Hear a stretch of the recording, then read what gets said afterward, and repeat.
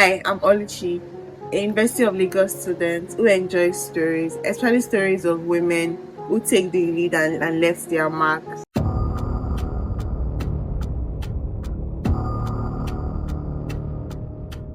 Queen Amina of Zazzau was a warrior, ruler, and legend, and she remains one of the most powerful figures in Hausa history. This story interests me enough that I have to take off my glasses. Amina was born in the 16th century. She was raised in her grandfather's court and trained early in political and military affairs. By age 16, Amina was surrounded with wealth, influence, and powerful suitors who sought her hand, offering riches and slaves. After her father's death, her brother took over the throne, and Amina rose as a respected warrior under her brother's cavalry. When he died at 1676, she ascended the throne. At the time, Zazzau was a major political and economic power, deeply involved in regional trade networks, including the slave trade controlled by the neighboring Hausa states.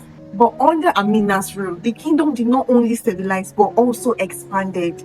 Shortly after her reign, Queen Amina launched a 34 years military campaign to expand her territory. With an army of thousands of soldiers and cavalry, she led conquest across vast regions, sending Zazzau interest into Bauchi, Nupe, Yauri, and beyond. Queen Amina's strategy was to expand westward and southward, where resistance are weaker. To secure her victory, Amina built fortified earthen walls across conquered territory. Structure known today as Ganoa Amina still stands as proof of her architectural and military legacy. Legends also speak of her fearsome reputation, including stories of lovers in each town she conquered. These lovers didn't live to see the next day. Now we don't know if it's a history or a myth. For sure is her political and military dominance. And here's the tricky and most curious part that made me pick the story.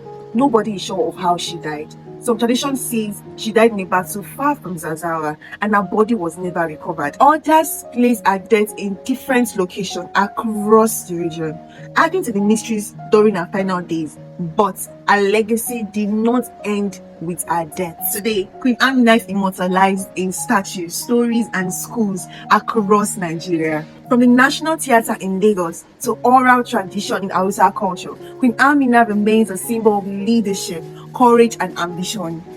I want to tell the story because I especially like Queen Amina and I am curious to know what happens to our lovers and why she always kills them. I grew up hearing stories of kings and warriors and earthly women who led to that skill. Amina made me realize those stories were always there.